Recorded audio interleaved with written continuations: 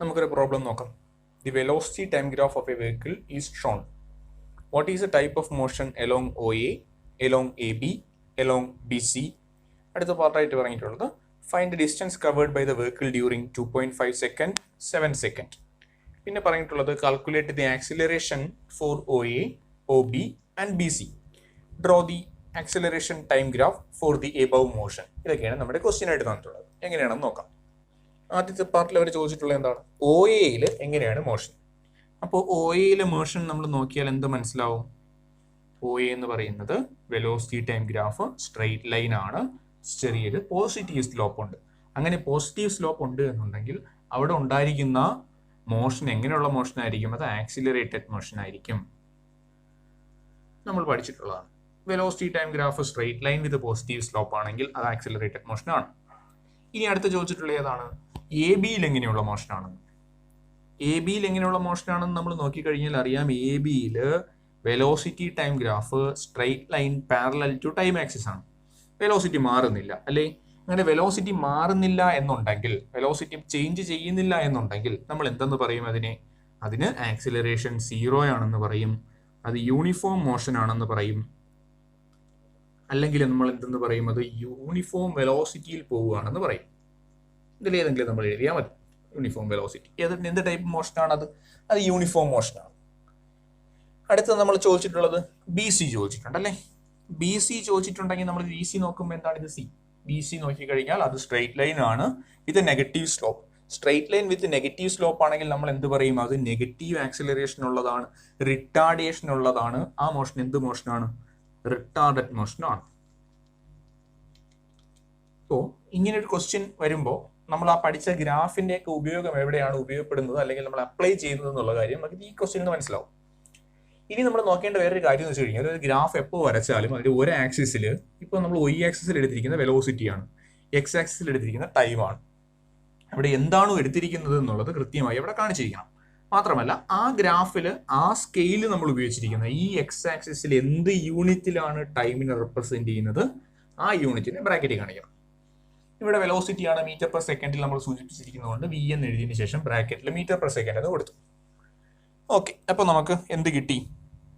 ആദ്യത്തെ question answer നമ്മൾ കിട്ടി. അടുത്ത ക്വസ്റ്റ്യൻ ചോദിച്ചിരിക്കുന്നത് distance covered in 2.5 second. 2.5 second കൊണ്ട് അവൻ സഞ്ചരിച്ച ഡിസ്റ്റൻസ് എത്രയാണ്? 2.5 സെക്കൻഡ് കൊണ്ട് സഞ്ചരിച്ച ഡിസ്റ്റൻസ് എങ്ങനെ കണ്ടുപിടിക്കാം? 2.5 സെക്കൻഡ് കൊണ്ട് അവൻ ഇവിടെയാണ് എത്തിയിരിക്കുന്നത് അല്ലേ? അപ്പോൾ വെലോസിറ്റി ടൈം ഗ്രാഫിൽ നിന്ന് എങ്ങനെ ഡിസ്റ്റൻസ് കണ്ടുപിടിക്കാൻ പറ്റും, അല്ലെങ്കിൽ ഡിസ്പ്ലേസ്മെന്റ് കണ്ടുപിടിക്കാൻ പറ്റും? എന്ത് ചെയ്താൽ മതി? ഏരിയ എടുത്താൽ മതി. അപ്പോൾ ഇവിടുത്തെ ഡിസ്പ്ലേസ്മെന്റ് എന്ന് വെച്ചാൽ എന്താണ്? 2.5 സെക്കൻഡ് കൊണ്ട് അവൻ ഇതുവരെയാണ് എത്തിയത് അല്ലേ? 2.5 സെക്കൻഡ് കൊണ്ട് അവൻ അതുവരെയാണ് എത്തിയെന്നുണ്ടെങ്കിൽ അവൻ ആ സമയത്ത് ഉണ്ടാവുന്ന ഡിസ്റ്റൻസ് എന്ന് പറഞ്ഞാൽ എന്തായിരിക്കും? ഈ ഒരു ഏരിയ ആയിരിക്കും. ഈ ഒരു ഏരിയ ആയിരിക്കും 2.5 സെക്കൻഡിൽ അവൻ ഉണ്ടായിരിക്കുന്ന ഡിസ്റ്റൻസ് എന്ന് വെച്ച് കഴിഞ്ഞാൽ. അപ്പോൾ ഈ ഏരിയ എങ്ങനെ കണ്ടുപിടിക്കാം? ചോദിച്ചിട്ടുള്ള ക്വസ്റ്റ്യൻ എന്താണ്? ഡിസ്റ്റൻസ് അല്ലേ ചോദിച്ചിട്ടുള്ളത്. Distance covered in 2.5 second. Distance എന്ന് വെച്ചാൽ എന്താണ്? ഇവിടുത്തെ ഏരിയയാണ്. ഏരിയ എന്ന് വെച്ചാൽ എന്താണ്? Half into B into H. ബിയുടെ വാല്യൂ എത്ര? Half into base. ഇത് മുതൽ ഇതുവരെ 2.5 ഇൻറ്റു ഹൈറ്റ്. ഈ ഹൈറ്റ് എത്രയാണ്? 20 തന്നിട്ടുണ്ടല്ലേ. 20 ഗ്യാഫ് നോക്കിക്കഴിഞ്ഞാൽ 20 കിട്ടും. അപ്പോൾ എത്രയെന്ന് കിട്ടും ആൻസർ? നമുക്ക് 20 2 കൂടെ കിട്ടിയാൽ 10 വരും. Answer is 25 metre. അപ്പോൾ നമുക്ക് ആ ഡിസ്റ്റൻസ് ഇൻ 2.5 സെക്കൻഡ് കിട്ടി. ഡിസ്റ്റൻസ് കവേർഡ് ഇൻ 7 സെക്കൻഡ് കണ്ടുപിടിച്ചുകൂടി. ഡിസ്റ്റൻസ് കവേർഡ് ഇൻ 7 സെക്കൻഡ് നമുക്ക് എങ്ങനെ കണ്ടുപിടിക്കാം? ഒന്നിൽ ഈ ഒരു ട്രയാങ്കിൾ, ഈ ഒരു റെക്ടാങ്കിൾ, ഈ ഒരു ട്രയാങ്കിൾ മൂന്നുകൂടെ കൂട്ടി വയ്ക്കാം. അല്ലെങ്കിൽ നമുക്ക് എങ്ങനെ കണ്ടുപിടിക്കാം? ട്രപ്പീസിയത്തിന്റെ ഏരിയ ആയിട്ട് എടുക്കുക അല്ലേ? ട്രപ്പീസിയത്തിന്റെ ഏരിയ എന്ന് പറഞ്ഞാൽ എന്താണ്? Trapezium, area of trapezium. Area of trapezium എന്താണ്? ഏരിയ ഓഫ് ട്രപ്പീസിയം എന്ന് വെച്ചാൽ A is equal to half H into A plus B. ഇവിടെ ഹാഫ് ഇൻറ്റു എച്ച് എന്ന് വെച്ചാൽ എന്താണ്? രണ്ട് പാരലൽ സൈഡ് തമ്മിലുള്ള ഡിസ്റ്റൻസ്. അത് എത്രയാണ്? 20. Height 20 into A plus B. A എന്ന് വെച്ചാൽ പാരലൽ സൈഡുകളെ നീളം. പാരലൽ സൈഡുകൾ നീളം എന്ന് വെച്ചാൽ എന്താണ്? ഇത് മുതൽ ഇതുവരെയുള്ള നീളം എത്രയാണ്? 2.5 മുതൽ 5 വരെ. 2.5 മുതൽ 5 വരെ എത്രയാണ്? 2.5. 2.5 പ്ലസ് ഈ ഡിസ്റ്റൻസ് എത്രയാണ്? 7. ആൻസർ എത്ര കിട്ടും? 20 10 2 കൊണ്ട് കെട്ടി കഴിഞ്ഞാൽ 10 ഇൻറ്റു 2.5 പ്ലസ് 7 എത്ര കിട്ടും? 9.5. അപ്പോൾ 9.5 ഇൻറ്റു 10 എന്ന് വെച്ചാൽ എത്ര കിട്ടും നമുക്ക്? 95. അപ്പോൾ 95 മീറ്റർ. എന്ത് ചെയ്തു നമ്മൾ? 0 സെക്കൻഡ് മുതൽ 7 സെക്കൻഡ് വരെയുള്ള ഡിസ്റ്റൻസ് എത്രയെന്ന് കിട്ടി? നമുക്ക് 95 എന്ന് കിട്ടി. ഇനി എന്താ അവശേഷിക്കുന്നത്? അടുത്ത ക്വസ്റ്റ്യൻ എന്താ? C part of the question. C പാർട്ടിൽ പറഞ്ഞിരിക്കുന്നത് കാൽക്കുലേറ്റ് ദ ആക്സിലറേഷൻ ആണ്. Acceleration for OA, AB and BC, ഈ 3 പോയിന്റിലുമുള്ള ആക്സിലറേഷൻ കണ്ടുപിടിക്കണം. അപ്പോൾ OA എന്ന് പറയുന്ന പാത്തിലുള്ള ആക്സിലറേഷൻ എങ്ങനെ കണ്ടുപിടിക്കാം? OA എന്ന് പറയുന്ന പാത്തിലുള്ള ആക്സിലറേഷൻ എന്ന് വെച്ചാൽ എന്താണ്? വെലോസിറ്റി ടൈം ഗ്രാഫിന്റെ എന്ത് ചെയ്താൽ ആക്സിലറേഷൻ കിട്ടും? സ്ലോപ്പ് എടുത്താൽ മതി അല്ലേ? സ്ലോപ്പ് അല്ലെങ്കിൽ ടാൻ തീറ്റ എടുത്താൽ മതി. ടാൻ എന്ന് വെച്ച് കഴിഞ്ഞാൽ ഇതിന്റെ സ്ലോപ്പ് എന്ന് വെച്ചാൽ എന്താണ്? Change in Y by change in X അല്ലേ? ഈ ഡിസ്റ്റൻസ് ബൈ ഈ ഡിസ്റ്റൻസ്. ഈ ഡിസ്റ്റൻസ് എത്രയാണ്? 20 ഡിവൈഡഡ് ബൈ ഈ ഡിസ്റ്റൻസ് എത്രയാണ്? 2.5. 20 ഡിവൈഡഡ് ബൈ 2.5 എന്ന് പറഞ്ഞാൽ നമുക്ക് എത്രയെന്ന് ആൻസർ കിട്ടും? 8 എന്ന് കിട്ടും. 8 യൂണിറ്റ് ആക്സിലറേഷൻ്റെ SI unit metre per second square. Okay, അപ്പോൾ OAയിലുള്ളത് കിട്ടി. ഇനി AB-യിലുള്ളത് നോക്കിക്കഴിഞ്ഞാലോ? AB എന്ന് പറയുന്ന പാത്തിലുണ്ടായിരിക്കുന്ന ആക്സിലറേഷൻ എത്രയാണ്? AB-യിൽ ആക്സിലറേഷൻ ഇല്ല എന്ന് നമ്മൾ പഠിച്ചു. എന്തുകൊണ്ട്? Velocity time graph parallel to time axis വന്നിരിക്കുകയാണ് AB-യിൽ. അപ്പോൾ അവിടെ ആക്സിലറേഷൻ ഉണ്ടാവുമോ? ആക്സിലറേഷൻ ഇല്ല, 0 ആണ്. അപ്പോൾ OAയിൽ നമ്മൾ സ്ലോപ്പ് ഉപയോഗിച്ച് കണ്ടുപിടിച്ചു. AB-യിൽ അത് സ്ട്രെയിറ്റ് ലൈൻ ആയതുകൊണ്ട് ആക്സിലറേഷൻ ഇല്ല എന്ന് കണ്ടുപിടിച്ചു. ഇനി ആര് അവശേഷിക്കുന്നുണ്ട്? BC അവശേഷിക്കുന്നുണ്ട്. BC എങ്ങനെയാണെന്ന് നോക്കാം നമുക്ക്. BC അവിടെയും സ്ലോപ്പ് തന്നെ എടുത്താൽ പോരെ? വെലോസിറ്റി ടൈം ഗ്രാഫിന്റെ സ്ലോപ്പ് എടുത്താൽ പോരെ? നമുക്ക് സ്ലോപ്പ് എടുക്കുമ്പോൾ നമുക്ക് എന്തെന്ന് കിട്ടും? This distance by this distance. Y by X ആണല്ലോ സ്ലോപ്പ് എന്ന് പറഞ്ഞാൽ നമ്മൾ എടുക്കുന്നത്. Acceleration is equal to slope is equal to this by this. ഇത് എത്രയാണ്? 20 ഡിവൈഡഡ് ബൈ ഇത് എത്രയാണ്? 5, 6, 7 അല്ലേ? 2 വരും. എന്ത് മനസ്സിലായി നമുക്ക്? ഇത് നെഗറ്റീവ് സ്ലോപ്പ് ഉള്ളതാണ്.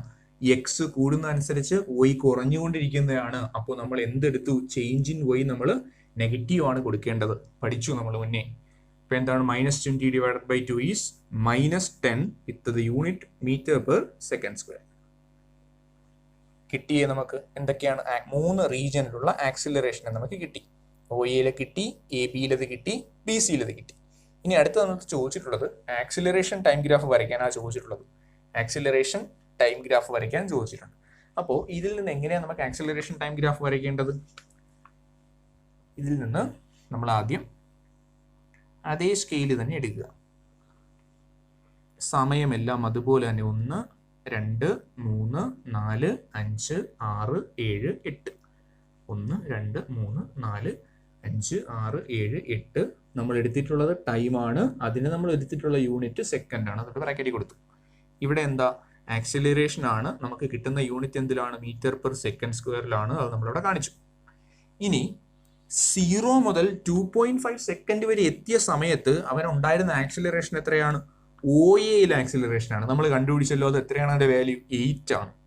വെലോസിറ്റി ടൈം ഗ്രാഫ് ഇങ്ങനെ വന്നാൽ അവന്റെ ആക്സിലറേഷൻ എങ്ങനെയായിരിക്കും? കോൺസ്റ്റന്റ് ആക്സിലറേഷൻ ആയിരിക്കും അല്ലേ? ആക്സിലറേഷന്റെ വാല്യൂ എങ്ങനെ എന്തെന്ന് വരും? 0 മുതൽ 2.5 വരെ അവന്റെ ആക്സിലറേഷൻ കോൺസ്റ്റന്റ് ആയിരിക്കും. ഈ വാല്യൂ എത്രയായിരിക്കും? 8 ആയിരിക്കും. നമ്മൾ കണ്ടുപിടിച്ചു. അതിനുശേഷം 2.5 മുതൽ 5 വരെ അവൻ ആക്സിലറേഷൻ ഉണ്ടോ? ഇല്ല. ഇപ്പൊ 2.5 മുതൽ 5 വരെ അവന്റെ ആക്സിലറേഷൻ എങ്ങനെ പോകുന്നത്? ഇതിലൂടെ തന്നെ പോകും. ശേഷം 5-ൽ നിന്ന് 7 വരെ പോകുന്ന സമയത്ത് അവനുണ്ടായിരുന്ന ആക്സിലറേഷൻ എത്രയാണ്? നമ്മൾ കണ്ടുപിടിച്ചു. -10. അത് സ്ട്രെയിറ്റ് ലൈൻ ആയതുകൊണ്ട് കോൺസ്റ്റന്റ് ആക്സിലറേഷൻ ആണ് അല്ലേ? നെഗറ്റീവ് സൈഡിലൂടെ പോകും. അപ്പൊ ഇവിടെ നിന്ന് ഇങ്ങനെ പോകും. ഈ വാല്യൂ എത്രയാണ്? -10. അപ്പൊ എങ്ങനെ ഗ്രാഫ് വരും? ഇങ്ങനെ വന്നു, ഇങ്ങനെ വന്നു, ഇങ്ങനെ പോയി, ഇങ്ങനെ പോയി, ഇങ്ങനെ പോകും. വെലോസിറ്റി ടൈം ഗ്രാഫ് ഉപയോഗിച്ചുകൊണ്ട് നമ്മൾ ആക്സിലറേഷൻ കണ്ടുപിടിച്ചു, ഡിസ്പ്ലേസ്മെന്റ് കണ്ടുപിടിച്ചു. ഈ ഗ്രാഫിന് കറസ്പോണ്ട് ആയിട്ട് വരുന്ന എന്തും കണ്ടുപിടിച്ചു. നമ്മൾ ആക്സിലറേഷൻ ടൈം ഗ്രാഫും വരച്ചു. വേണമെങ്കിൽ ഇതുമായിട്ട് ബന്ധപ്പെട്ട നമുക്ക് എന്ത് വരയ്ക്കാൻ പറ്റും? പൊസിഷൻ ടൈം ഗ്രാഫ് വരയ്ക്കാൻ പറ്റും. ശരിയല്ലേ? ഇതിന്റെ പൊസിഷൻ ടൈം ഗ്രാഫ് വരയ്ക്കാൻ പറ്റുമല്ലോ. യൂണിഫോം ആക്സിലറേഷൻ ഉള്ള വസ്തുവിന്റെ പൊസിഷൻ ടൈം ഗ്രാഫ് എങ്ങനെയാണെന്നും വേരിയിങ് ആക്സിലറേഷൻ ഉള്ള വസ്തുവിന്റെ പൊസിഷൻ ടൈം ഗ്രാഫ് എങ്ങനെയാണെന്നും ഒക്കെ നമ്മൾ പറഞ്ഞതാണ് അല്ലേ? പെട്ടെന്നൊന്ന് വരച്ചു കഴിഞ്ഞാൽ നമ്മൾ ഇങ്ങനെ ജസ്റ്റ് ഒന്ന് നോക്കിക്കഴിഞ്ഞാൽ എന്തെന്ന് കിട്ടും? നമുക്ക് ആദ്യത്തെ സമയത്ത് ഇവന് കോൺസ്റ്റന്റ് ആക്സിലറേഷൻ ഉള്ളതാണ്. അപ്പോൾ അവന്റെ ഗ്രാഫ് ഇങ്ങനെ പോകും. അതിനുശേഷം അവന്റെ എന്താ പോകുന്നത്? കോൺസ്റ്റന്റ് വെലോസിറ്റിയിൽ പോകുന്നു. കോൺസ്റ്റന്റ് വെലോസിറ്റിയിലാണ് മൂവ് ചെയ്യണമെന്നുണ്ടെങ്കിൽ അവന്റെ പൊസിഷൻ ടൈം ഗ്രാഫ് എങ്ങനെയാണ്? Straight line parallel to time axis ആയിരിക്കും. അതിനുശേഷം അവൻ എന്ത് ചെയ്യാണ്? റിട്ടാർഡ് ചെയ്യാണ്. അങ്ങനെ റിട്ടാർഡ് ചെയ്ത് കഴിഞ്ഞാൽ അവന്റെ ഗ്രാഫ് എങ്ങനെ പോകും? ഇവിടെ വരച്ചു. ആദ്യം ആക്സിലറേറ്റഡ് മോഷൻ ആണ്, അത് ഇങ്ങനെ പോയി. അതിനുശേഷം യൂണിഫോം മോഷനിൽ പോയി, സ്ട്രെയിറ്റ് ലൈൻ ആയിട്ട് പോയി. അതിനുശേഷം എന്ത് ചെയ്തു? അവന്റെ മോഷൻ റിട്ടാർഡഡ് മോഷനായി. അപ്പൊ എങ്ങനെ ഗ്രാഫ് വരും? ഇങ്ങനെ വരും. ഇത് മൂന്നെണ്ണം കൂടെ കമ്പൈൻഡ് ആണ്, തിരിച്ചറിയണം. ആദ്യം ഉണ്ടായിരിക്കുന്നത് ഇതിങ്ങനെയല്ല,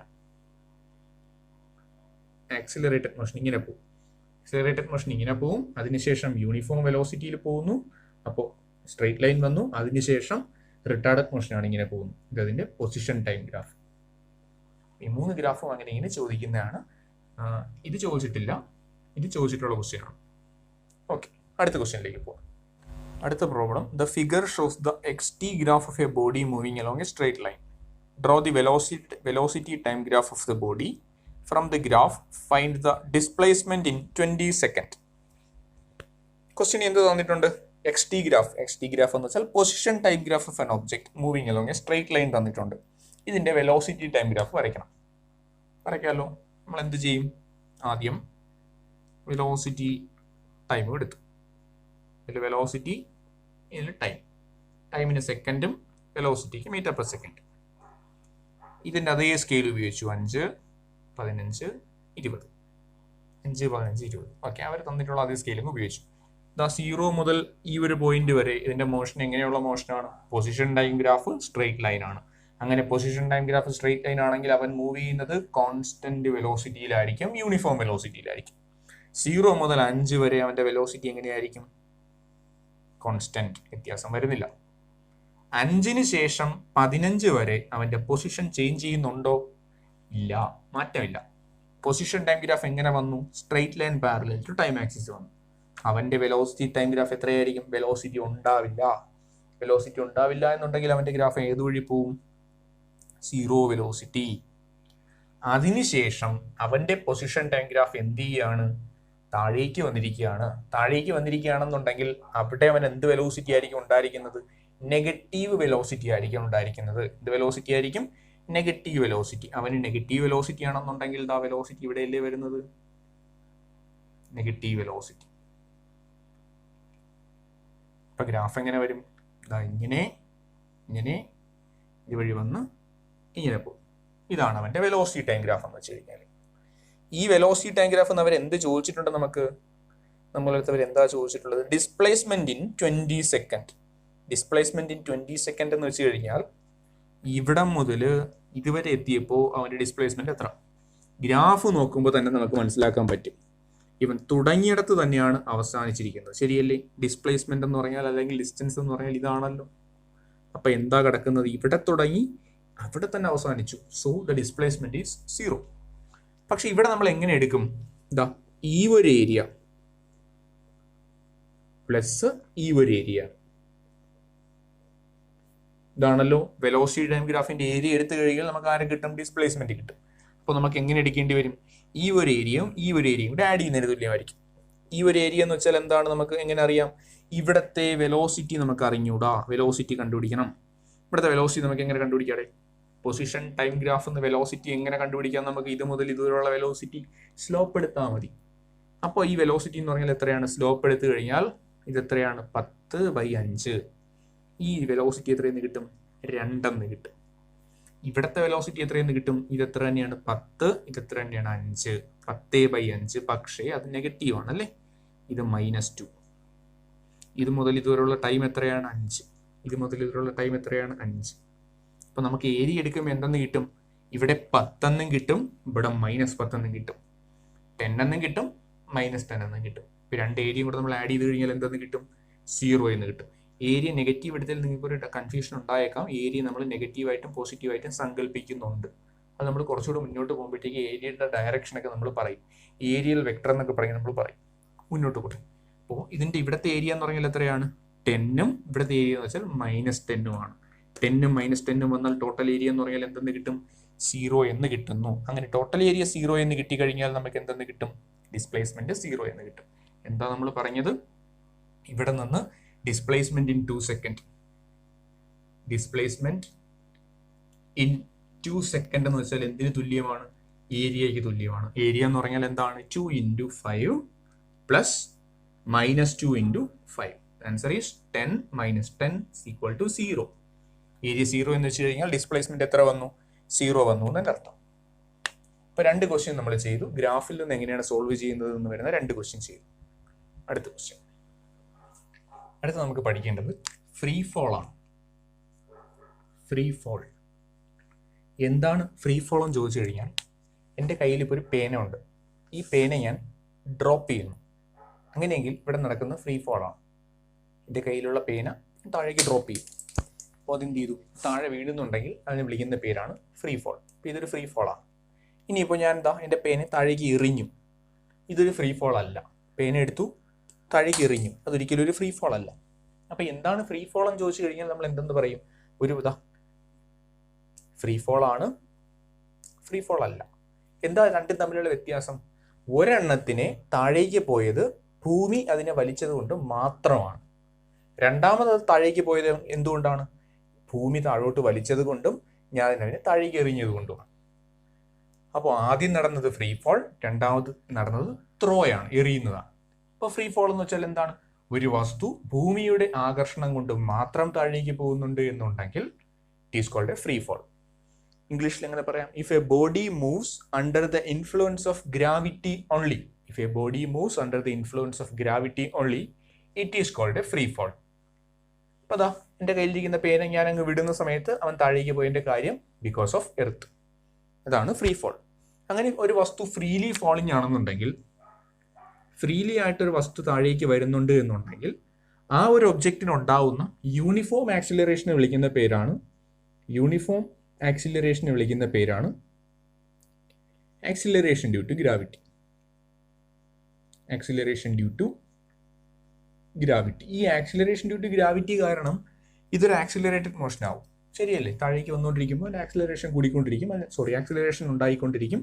ആക്സിലറേഷൻ ഉണ്ടായിക്കൊണ്ടിരിക്കുന്ന സമയത്ത് അവൻ എന്തുണ്ടായിക്കൊണ്ടിരിക്കും? വെലോസിറ്റി കൂടിക്കൊണ്ടിരിക്കും. അപ്പോൾ ആക്സിലറേഷൻ ഡ്യൂ ടു ഗ്രാവിറ്റി എന്ന് പറഞ്ഞാൽ എന്താണ്? The acceleration caused by earth's attraction. Acceleration caused by earth's attraction അതിന് വിളിക്കുന്ന പേരാണ് acceleration due to gravity. Acceleration due to gravity എപ്പോഴും എങ്ങനെയായിരിക്കും ആക്ട് ചെയ്യുന്നത്?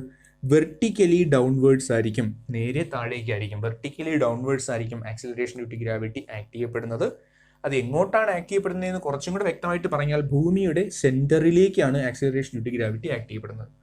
ഭൂമിയുടെ സെന്ററിലേക്ക്, vertically downwards towards the centre of earth. എർത്തിന്റെ സെന്ററിലേക്ക് പോകുന്നു. അതിനെ റെപ്രസെന്റ് ചെയ്യുന്ന അക്ഷരം ഏതാണ്? പഠിച്ചിട്ടുണ്ട് നമ്മൾ. ജി എന്ന അക്ഷരം കൊണ്ടാണ്. ജിയുടെ വാല്യൂ എത്രയാണ്? 9.8 m/s² ആണ്. 9.8 m/s² ആണെന്ന് അറിയാം നമുക്ക്. അപ്പോൾ ഇനി ഇതനുസരിച്ച് ഈ വസ്തുവിന്റെ വെലോസിറ്റി ചേഞ്ച് ചെയ്തുകൊണ്ടിരിക്കും അല്ലേ? അപ്പം ഞാനൊരു 1 ഡയമെൻഷണൽ മോഷൻ എടുക്കുകയാണ്. 1 ഡയമെൻഷണൽ മോഷൻ എന്ന് പറഞ്ഞാൽ പ്രത്യേകിച്ച് ഒന്നുമില്ല. ഞാനൊരു വസ്തുവിനെ മുകളിലോട്ട് ഉയർത്തിയിട്ടിട്ട് പിടിക്കുന്നു. മുകളിലോട്ട് ഉയർത്തിയിട്ടതിന് ശേഷം അതിനെ പിടിക്കുന്നു. അതിനെ വിളിക്കുന്ന പേരാണ് ഒരു വസ്തുവിനെ മുകളിലോട്ട് എറിഞ്ഞ് താഴേട്ട് എറിയുന്നു. ഒരു വസ്തുവിനെ ഞാൻ ഇങ്ങനെ മുകളിലോട്ട് എറിഞ്ഞു, അവൻ ഇങ്ങനെ തിരിച്ച് താഴെ വന്നു. ഇതിന്റെ കുറച്ച് കാര്യങ്ങൾ നമുക്ക് പഠിക്കാനായിട്ടുണ്ട്. ആദ്യം പഠിക്കാനായിട്ടുള്ളത് ഇവൻ മുകളിലേക്ക് പോകാനെടുത്ത സമയം. അതിന് നമ്മൾ ടൈം ഓഫ് അസെന്റ് എന്ന് വിളിക്കും. ടൈം ഓഫ് അസെന്റ് എങ്ങനെ കണ്ടുപിടിക്കുമെന്ന് ചോദിച്ചു കഴിഞ്ഞാൽ ആദ്യം ഈ വസ്തുവിനെ നമ്മൾ തറയിൽ നിന്ന് പ്രൊജക്റ്റ് ചെയ്യുകയാണ്, മുകളിലോട്ട് എറിയുകയാണ്. മുകളിലോട്ട് എറിയുന്ന സമയത്ത് ഇവൻ എൻ്റെ കയ്യിലിരുന്ന സമയത്ത് ഞാൻ അവനെ മുകളിലോട്ട് എറിയാൻ ശ്രമിച്ചു. ആ സമയത്ത് എനിക്ക് ഒരു ഇനിഷ്യൽ വെലോസിറ്റി ഉപയോഗിച്ചുകൊണ്ടാണ് ഞാൻ അവനെ മുകളിലോട്ട് എറിയുന്നത്. അപ്പോൾ അവൻ്റെ ഇനിഷ്യൽ വെലോസിറ്റി ഞാൻ യു എന്ന് തന്നെ എടുക്കുന്നു. അല്ലെങ്കിൽ വി നോട്ട് എന്നോ യു എന്നോ നമുക്ക് എങ്ങനെയെങ്കിലും എടുക്കാം. അവൻ്റെ ഇനിഷ്യൽ വെലോസിറ്റി ഞാൻ എന്തെന്ന് എടുത്തു? യു എന്ന് എടുത്തു. ഇവൻ മുകളിൽ എത്തുന്ന സമയത്ത് ഏറ്റവും ടോപ്പിലെത്തുമ്പോൾ അവൻ്റെ വെലോസിറ്റി 0 ആയിട്ട് മാറും. നമുക്കറിയാം വസ്തുവിന് മുകളിലോട്ട് എറിഞ്ഞാൽ നിന്നതിന് ശേഷമാണ് തിരിച്ചു വരുന്നത്. അപ്പോൾ ഇവൻ്റെ ഫൈനൽ വെലോസിറ്റി എത്രയാണ്? 0 ആണ്. നമ്മൾ മുകളിലോട്ട് എറിഞ്ഞ വെലോസിറ്റിയെ നമ്മൾ യു എന്നാണ് എടുത്തിട്ടുള്ളത് അല്ലേ? അപ്പോൾ നമ്മൾ മുകളിലോട്ടുള്ളതിനെ പോസിറ്റീവായിട്ട് എടുത്തു കഴിഞ്ഞാൽ ആക്സിലറേഷൻ ഡ്യൂ ടു ഗ്രാവിറ്റി എങ്ങോട്ട് ആക്ട് ചെയ്യപ്പെടുന്നത്? താഴേക്കാണ് അല്ലേ? അപ്പോൾ ഈ മുകളിലോട്ടുള്ളത് യുവിനെ നമ്മൾ പോസിറ്റീവായിട്ട് എടുത്തത് കൊണ്ട് ഇതിനുണ്ടാവുന്ന ആക്സിലറേഷൻ എത്രയാണ്? ആക്സിലറേഷൻ ഡ്യൂ ടു ഗ്രാവിറ്റിയാണ് -g. എന്തുകൊണ്ടാണ് നമ്മൾ മൈനസ് ആയിട്ട് എടുത്തത്? യു എന്നുള്ളതിനെ പോസിറ്റീവായിട്ട് എടുത്തത് കൊണ്ട്, മുകളിലോട്ടുള്ളതിനെ പോസിറ്റീവായിട്ട് എടുത്തത് കൊണ്ട് മാത്രമാണ് നമ്മൾ ഈ താഴോട്ടുള്ള ജി എന്തായിട്ട് എടുക്കുന്നത്? നെഗറ്റീവായിട്ട് എടുക്കുന്നത്. ഓർമ്മിച്ച് വയ്ക്കാൻ ഒരു എളുപ്പ വഴി നമ്മൾ നേരത്തെ പറഞ്ഞിരുന്നു അല്ലേ? എന്താണ്? മുകളിലോട്ട് പോകുന്ന വസ്തുവിന് ആക്സലറേഷൻ എന്തായിട്ടും എടുക്കുക? നെഗറ്റീവായിട്ടും എടുക്കുക എന്നുള്ളത്. അതിന്റെ കാരണമാണ് നമ്മൾ ഈ പറഞ്ഞത്. ഇവൻ ഇവിടെ നിന്ന് മുകൾ വരെ എത്താൻ എടുക്കുന്ന ടൈമിനെ T1 എന്ന് എടുക്കുന്നു. T1 എത്രയാണെന്ന് കണ്ടുപിടിക്കണം. V is equal to u plus AT എന്ന ഇക്വേഷൻ നമുക്കറിയാം.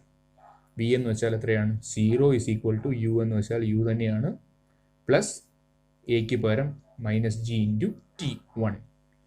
മൈനസ് ജി T1 ഇപ്പുറത്ത് വന്നു കഴിഞ്ഞാൽ GT1 is equal to U എന്നും, ശേഷം T1 ഈസ് ഈക്വൽ ടു എന്തെന്നും കിട്ടും? യു ഡിവൈഡഡ് ബൈ ജി എന്നും കിട്ടും. ഒരു പ്രൊജക്റ്റ് ചെയ്യുന്ന വസ്തു മുകളിലേക്ക് എത്താൻ എടുക്കുന്ന സമയത്തിനുള്ള ഇക്വേഷനാണ് time of ascent T1 is equal to u by g. അപ്പൊ എങ്ങനെയാണ് ഒരു വസ്തുവിനെ കൂടുതൽ സമയം മുകളിൽ നിർത്താൻ നമുക്ക് പറ്റുന്നത്? എങ്ങനെയാണ് ഒരു വസ്തുവിനെ കൂടുതൽ സമയം മുകളിൽ നിർത്താൻ പറ്റുന്നതെന്ന് ചോദിച്ചു കഴിഞ്ഞാൽ ഇനീഷ്യൽ വെലോസിറ്റി കൂട്ടിയാൽ മതി. കാര്യം എന്താണ്? T1 is equal to u by g എന്നൊരു ഇക്വേഷനാണ് നമുക്ക് കിട്ടുന്നത്. ഇനി അടുത്ത് നമുക്ക് നോക്കേണ്ടത് ഇതിന് എത്ര മാക്സിമം ഹൈറ്റ് വരെ അവന് പോകാൻ പറ്റുമെന്നുള്ള കണ്ടുപിടിക്കണം. ഇവൻ എത്രയാണ് അവൻ്റെ മാക്സിമം ഹൈറ്റ് എന്ന് കണ്ടുപിടിക്കണം. അപ്പോൾ നമുക്ക് നോക്കാം മാക്സിമം ഹൈറ്റ് എന്താണെന്നുള്ളത്. അപ്പോൾ മാക്സിമം ഹൈറ്റ് എന്ന് വെച്ച് കഴിഞ്ഞാൽ തറയിൽ നിന്ന് ഈ ഒരു ഹൈറ്റ് എത്രയാണെന്ന് കണ്ടുപിടിക്കണം. ഈ ഒരു ഹൈറ്റ് എത്രയാണെന്ന് കണ്ടുപിടിക്കണം. അപ്പോൾ ഇവൻ ഉയർന്നു പൊങ്ങിയ ഡിസ്പ്ലേസ്മെന്റ് ആണ് എച്ച്. അതാണ് എച്ച് എന്ന് നമ്മളിവിടെ എഴുതുന്നത്. ഇവന് തറയിൽ നിന്ന് മാക്സിമം ഉണ്ടായ ഡിസ്പ്ലേസ്മെന്റ് ആണ് എച്ച്. ഇനിഷ്യൽ വെലോസിറ്റി എത്രയായിരുന്നു? യു തന്നെയായിരുന്നു.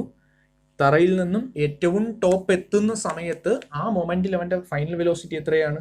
0. ശരിയാണ്, 0 ആണ്. അവൻ്റെ ഉണ്ടായിരിക്കുന്ന ആക്സിലറേഷൻ എത്രയാണ്? A is equal to minus g. ഇനി 0 വെലോസിറ്റിയിൽ അവന്റെ പൊസിഷൻ എവിടെയാണെന്ന് കണ്ടുപിടിക്കണം. 0 വെലോസിറ്റിയിൽ അവൻ ഏതുവരെ എത്തി എന്ന് കണ്ടുപിടിക്കണം. ഏത് ഇക്വേഷൻ ഉപയോഗിക്കാം? Velocity position relation. V square is equal to u square plus 2as. V square എന്ന് വെച്ചാൽ 0 square is equal to u square plus 2 into minus g into എസിന് പകരം എച്ച്. അപ്പോൾ ഇത് മൈനസ് 2gh ലെഫ്റ്റ് സൈഡിൽ വന്നാൽ minus 2gh is equal to u square. H അല്ലേ കണ്ടുപിടിക്കാനായിട്ടുള്ളത്? H is equal to u square divided by 2g. ഇത് minus അല്ല പ്ലസ് ആണ്. U square divided by 2g. Maximum ഹൈറ്റിനുള്ള ഇക്വേഷൻ എന്തെന്ന് കിട്ടി? U square divided by 2g. അപ്പോൾ എങ്ങനെയാണ് നമുക്ക് മാക്സിമം ഹൈറ്റ് കൂട്ടാൻ പറ്റുന്നത്? അതും ഇനിഷ്യൽ വെലോസിറ്റിയും കൂട്ടിയാൽ മതി. ഇനിഷ്യൽ വെലോസിറ്റി കൂട്ടിക്കഴിഞ്ഞാൽ ഹൈറ്റും എന്ത് ചെയ്യും? കൂടുതലായിരിക്കും. അപ്പോൾ നമ്മൾ മാക്സിമം ഹൈറ്റിനുള്ള ഇക്വേഷൻ കണ്ടുപിടിച്ചു. ഇനി അടുത്തത് ഇവൻ തിരിച്ചു വരാൻ എത്ര സമയം എടുക്കും എന്നുള്ളത് കണ്ടുപിടിക്കണം. ഇവൻ തിരിച്ചു വരാൻ എത്ര സമയം എടുക്കും എന്നുള്ളത്. അപ്പോൾ തിരിച്ചു വരാൻ എടുക്കുന്ന സമയം നമുക്ക് നോക്കാം എങ്ങനെയാണെന്നുള്ളത്. ആ തിരിച്ചു വരാൻ എടുക്കുന്ന സമയത്തിന് നമ്മൾ ടൈം ഓഫ് ഡിസെന്റ് എന്ന് വിളിക്കും. Time of descent. Time of descent എന്ന് വെച്ചാൽ ഇത്രയും h is equal to u square divided by 2g എന്ന് പറയുന്ന ഡിസ്പ്ലേസ്മെന്റ് ഇവൻ സഞ്ചരിക്കാൻ എത്ര സമയം എടുക്കുന്നു. അതിൽ നമ്മൾ T2 എന്നൊക്കെ വേണമെങ്കിൽ റെപ്രസെന്റ് ചെയ്യാം. T2 കണ്ടുപിടിക്കണം. ഇവിടെ നിന്ന് ഇവൻ ഇങ്ങോട്ട് വരുന്ന മോഷൻ മാത്രം കൺസിഡർ ചെയ്ത് കഴിഞ്ഞാൽ ഇവൻ ഇവിടെ നിന്ന് തുടങ്ങുന്ന സമയത്ത് ഇവൻ റെസ്റ്റിലാണ്. ശരിയല്ലേ? മുകളിലോട്ട് പോയി നിന്നതിന് ശേഷം തുടങ്ങി താഴേക്ക് വരുന്നു. അപ്പോൾ ഇവിടെ നിന്ന് തുടങ്ങുന്ന സമയത്ത് അവൻ്റെ ഇനിഷ്യൽ വെലോസിറ്റി എത്രയാണ്? 0. ശരിയല്ലേ? ആക്സിലറേഷൻ എത്രയാണ്? ആക്സിലറേഷൻ താഴേക്ക് വരുന്ന മോഷനാണ് നമ്മൾ എടുക്കുന്നത്. താഴേക്ക് വരുന്ന മോഷനാണ് എടുക്കുന്നത് എന്നുണ്ടെങ്കിൽ ആക്സിലറേഷന്റെ വാല്യൂ എന്താണ്? പോസിറ്റീവാണ്. അപ്പോൾ എന്താണ്? ജി എന്ന് തന്നെ കിട്ടും. ടി കണ്ടുപിടിക്കാമല്ലോ. ടി സമയം അല്ലെങ്കിൽ ഈ ഒരു ഡിസ്പ്ലേസ്മെന്റ് സഞ്ചരിക്കാൻ അവൻ എത്ര ടൈം എടുത്തു എന്നുള്ള ഇക്വേഷൻ കണ്ടുപിടിക്കാമല്ലോ. എന്താണ് equation? S is equal to u t plus half a t square. Time displacement relation അല്ലേ? അപ്പോൾ എന്താണ് എസ് എന്ന് വെച്ചാൽ എന്താണ്? ഇവിടെ u square divided by 2g is equal to u 0 ആണല്ലേ? 0 into t plus half into എക്ക് പകരം ജി ടി സ്ക്വയർ. അപ്പം എന്ത് കിട്ടും നമുക്ക് ഇവിടെ നിന്ന്? U square divided by 2g is equal to half g t square. 2ഉം 2ഉം ക്യാൻസൽ ആയി പോകും അല്ലേ? 2ഉം 2ഉം ക്യാൻസൽ ആയി പോയി കഴിഞ്ഞാൽ എന്താന്ന് കിട്ടും? ടി സ്ക്വയർ അല്ലേ കണ്ടുപിടിക്കാനായിട്ടുള്ളത്? T square is equal to g ഇപ്പുറത്ത് വരും. ജി ഇപ്പുറത്ത് വന്നു കഴിഞ്ഞാൽ u square by g into g എന്നാവും. യു സ്ക്വയർ ഡിവൈഡഡ് ബൈ ഇവിടെ ഒരു ജി ഉണ്ട്, ഈ ജിയും കൂടെ വരുമ്പോഴത്തേക്ക് ജി സ്ക്വയർ ആവും. രണ്ട് സൈഡിൽ റൂട്ട് എടുത്തു കഴിഞ്ഞാൽ t is equal to u by g എന്ന് കിട്ടും. ടി ഈസ് ഈക്വൽ ടു നമുക്ക് എന്തെന്ന് ഇക്വേഷൻ കിട്ടും? യു ബൈ ജി എന്ന് കിട്ടും. നമുക്ക് ഇത് T2 അല്ലേ? നമ്മളിവിടെ T2 ആണ് കണ്ടുപിടിച്ചുകൊണ്ടിരിക്കുന്നത് അല്ലേ? അപ്പോൾ ഇതെല്ലാം T2 കൊടുക്കാം. T2 is equal to u by g എന്ന് കിട്ടി. നമുക്ക് ആദ്യം എന്താ കിട്ടിയത്? T1 എന്ന് പറഞ്ഞാൽ എത്രയാണ് നമുക്ക് കിട്ടിയിരുന്നത്? T1 is equal to u by g തന്നെയല്ലേ കിട്ടിയത്? H is equal to u square divided by 2g എന്നും കിട്ടി. T2 is equal to u by g എന്ന് തന്നെ കിട്ടി. എന്ത് മനസ്സിലാക്കാൻ പറ്റും? ഒരു വസ്തു താഴെയിൽ നിന്നും മുകളിലോട്ട് പോകാൻ എടുക്കുന്ന സമയം തന്നെയായിരിക്കും അവൻ മുകളിൽ നിന്നും താഴേക്ക് വരാൻ എടുക്കുന്ന സമയവും. Time of ascend is equal to time of descend. ഇത് നമ്മൾ പറയുമ്പോൾ എയർ റെസിസ്റ്റൻസ് ഉണ്ടാവരുത്. എയർ റെസിസ്റ്റൻസ് എന്താണെന്ന് വെച്ച് കഴിഞ്ഞാൽ, നമ്മൾ ഒരു വസ്തുവിനെ ഒരു പേനയെ പൊക്കിയിട്ടു, അത് താഴെ തിരിച്ചു വന്നു. അപ്പോൾ മുകളിലോട്ട് പോകാൻ എടുത്ത സമയവും താഴോട്ട് വരാൻ എടുത്ത സമയവും സെയിം തന്നെ ആയിരിക്കും. പക്ഷേ ഇതിന് പകരം നമ്മളൊരു പേപ്പറിൽ ഉണ്ടാക്കിയ റോക്കറ്റാണ്, ഒരു പേപ്പറിൽ ഉണ്ടാക്കിയ പ്ലെയിൻ നമ്മൾ മുകളിലോട്ട് അങ്ങ് പറത്തി വിടുന്നു. ഇത് മുകളിലോട്ട് പറന്നു പോയി കഴിഞ്ഞാൽ തിരിച്ചു വരാൻ ഇത് പറന്നായിരിക്കും തിരിച്ചു വരുന്നത്. അവിടെ അത് തിരിച്ച് ഈ പറന്നൊരു ഫ്ലോയിങ് മോഷൻ ഉണ്ടാവാനുള്ള കാരണം എയർ ഉള്ളത് കൊണ്ടാണ്. എയർ അവൻ്റെ മോഷനെ തടയുന്നത് കൊണ്ടാണ്. അതാണ് എയർ റെസിസ്റ്റൻസ് എന്ന് പറയുന്നത്. ഈ എയർ റെസിസ്റ്റൻസ് ഉണ്ടെങ്കിൽ ടൈം ഓഫ് അസെൻറ്റും ടൈം ഓഫ് ഡിസെൻറ്റും സെയിം ആയിരിക്കില്ല. നമ്മൾ എയർ റെസിസ്റ്റൻസ് എന്ന് പറഞ്ഞ കൺസെപ്റ്റ് എടുത്തില്ല എന്നുണ്ടെങ്കിൽ എന്തായിരിക്കും? ടൈം ഓഫ് അസെൻറ്റും ടൈം ഓഫ് ഡിസെൻറ്റും സെയിം ആയിരിക്കും. അത് വേറൊരു എക്സാമ്പിളോടെ പറഞ്ഞു കഴിഞ്ഞാൽ, നമ്മൾ ഒരു കുട ക്ലിപ്പ് എല്ലാം അഴിച്ചതിന് ശേഷം നമ്മൾ മുകളിലോട്ടങ്ങ് എറിഞ്ഞു. തിരിച്ചു വരുന്ന സമയത്ത് ആ കുട ഒരുപക്ഷെ നിവർന്നു കഴിഞ്ഞാൽ അത് പതുക്കെ വരത്തുള്ളൂ. ആ പതുക്കെ വരാനുള്ള കാരണം എന്താണ്? എയർ റെസിസ്റ്റൻസ് ആണ്. അപ്പോൾ ടൈം ഓഫ് അസെൻഡിന്റെ equation u by g, time of ഡിസെൻഡിന്റെ ഇക്വേഷൻ യു ബൈ ജി, അത് രണ്ടും സെയിം ആണ്. എപ്പോൾ എയർ റെസിസ്റ്റൻസ് ഇല്ലെങ്കിൽ മാക്സിമം ഹൈറ്റിനുള്ള ഇക്വേഷൻ എന്താണ്? U square divided by 2g. ഇത്ര കാര്യങ്ങൾ നമ്മുടെ മനസ്സിലുണ്ടായിരിക്കണം. അടുത്ത നമുക്ക് പഠിക്കേണ്ട കാര്യം എന്ന് വെച്ചാൽ സ്റ്റോപ്പിംഗ് ഡിസ്റ്റൻസ് ആണ്. Stopping distance. അപ്പോൾ ഈ സ്റ്റോപ്പിംഗ് ഡിസ്റ്റൻസ് എന്താണെന്ന് പറയാൻ വേണ്ടിയിട്ട്, നമ്മൾ റോഡിലെല്ലാം പോകുന്ന സമയത്ത് സ്കൂളിനടുത്ത് അല്ലെങ്കിൽ ഹോസ്പിറ്റലിനടുത്ത് ഇങ്ങനെ പല പല സ്ഥലങ്ങളിലായിട്ട് സ്പീഡ് ലിമിറ്റ് ചെയ്ത് വെച്ചിട്ടുണ്ട്. ഇപ്പോൾ നമ്മൾ റോഡിൽ പോകുമ്പോൾ ചില സ്ഥലത്ത് 40 സ്പീഡ് ലിമിറ്റ് കൊടുത്തിട്ടുണ്ട്. ഒരു വട്ടത്തിനകത്ത് 40 എഴുതി കാണിച്ചിട്ടുണ്ട്. അതിൻ്റെ അർത്ഥം ആ റോഡിൽ 40 കൂടുതൽ സ്പീഡിൽ പോകാൻ പാടില്ല എന്നുള്ളതാണ്. ചില സ്ഥലത്ത് അത് 80 കാണിക്കും, ചില സമയത്ത് അത് 90 കാണിക്കും. ചില സ്ഥലങ്ങളിൽ പോയി കഴിഞ്ഞാൽ സ്കൂളിനടുത്തേക്കാണെന്നുണ്ടെങ്കിൽ 15, 20 എന്നൊക്കെ പറയും കാണിച്ചിരിക്കും. എന്തിനു വേണ്ടിയിട്ടാണ് ഇങ്ങനെ ഓരോ സ്ഥലത്ത് വ്യത്യസ്ത സ്പീഡ് ലിമിറ്റുകൾ വെച്ചിരിക്കുന്നത്? അത് പഠിക്കാൻ വേണ്ടിയിട്ട് അല്ലെങ്കിൽ മനസ്സിലാക്കാൻ വേണ്ടിയിട്ട് നമ്മൾ എടുക്കുന്ന ഒരു കൺസെപ്റ്റാണ് സ്റ്റോപ്പിംഗ് ഡിസ്റ്റൻസ്. എന്താണ് സ്റ്റോപ്പിംഗ് ഡിസ്റ്റൻസ് എന്ന് ചോദിച്ചു കഴിഞ്ഞാൽ, ഒരു വാഹനം ഓടി വരികയാണ്. ഒരു വാഹനം ഇങ്ങനെ ഓടി വരുന്ന സമയത്ത് ഈ ഒരു സ്ഥലത്തെത്തിയപ്പോൾ വാഹനം ബ്രേക്ക് ചെയ്തു. ഈ ബ്രേക്ക് ചെയ്ത് കഴിഞ്ഞാൽ പോകുന്ന വാഹനം ഒറ്റയടിക്ക് അങ്ങ് നിൽക്കില്ല. നമ്മൾ ഗെയിമൊക്കെ കളിക്കുന്ന പോലെ പെട്ടെന്ന് ഒന്നിട്ട് അങ്ങ് നിൽക്കില്ല. കാർ എന്ത് ചെയ്യും? ബ്രേക്ക് ചെയ്താൽ അത് നിൽക്കാനുള്ള സമയം എടുക്കുവാൻ. ആ നിൽക്കാൻ എടുക്കുന്ന സമയം കൊണ്ട് ആ കാർ ഒരു ദൂരം സഞ്ചരിച്ച് പോയിരിക്കും. ആ സഞ്ചരിച്ച ദൂരത്തിന് വിളിക്കുന്ന പേരാണ് സ്റ്റോപ്പിംഗ് ഡിസ്റ്റൻസ്. ഇതെന്ന് വിളിക്കുന്നു സ്റ്റോപ്പിംഗ് ഡിസ്റ്റൻസ്. എന്താണ് സ്റ്റോപ്പിംഗ് ഡിസ്റ്റൻസ് എന്ന് വെച്ച് കഴിഞ്ഞാൽ, വാഹനം ബ്രേക്ക് ചെയ്ത് കഴിഞ്ഞതിന് ശേഷം അത് നിൽക്കുന്നത് വരെ അത് എത്ര ദൂരം സഞ്ചരിച്ചു, it is called stopping distance. ഈ സ്റ്റോപ്പിംഗ് ഡിസ്റ്റൻസിൻ്റെ ഒരു ഫോർമുല നമുക്ക് കണ്ടുപിടിക്കാം. അപ്പോൾ സ്റ്റോപ്പിംഗ് ഡിസ്റ്റൻസിന്റെ ഫോർമുല എന്ന് വെച്ച് കഴിഞ്ഞാൽ, നമ്മുടെ ഒരു കാർ മൂവ് ചെയ്ത് വരികയാണ് വിത്ത് എ വെലോസിറ്റി u. ഒരു കാർ മൂവ് ചെയ്ത് വരുന്നു വിത്ത് എ വെലോസിറ്റി u. ആ വസ്തുവിന്, ആ കാറിന് ബ്രേക്ക് അപ്ലൈ ചെയ്തതിന് ശേഷം അവൻ നിന്ന സമയമാണ്, നിന്നത് വരെ സഞ്ചരിച്ച ദൂരം. ഇവിടെ വെച്ചാണ് ബ്രേക്ക് അപ്ലൈ ചെയ്യുന്നുണ്ടെങ്കിൽ ഇത്രയും അവൻ്റെ ബ്രേക്കിംഗ് ഡിസ്റ്റൻസിനെ ഞാൻ ds എന്ന് എടുക്കുന്നു.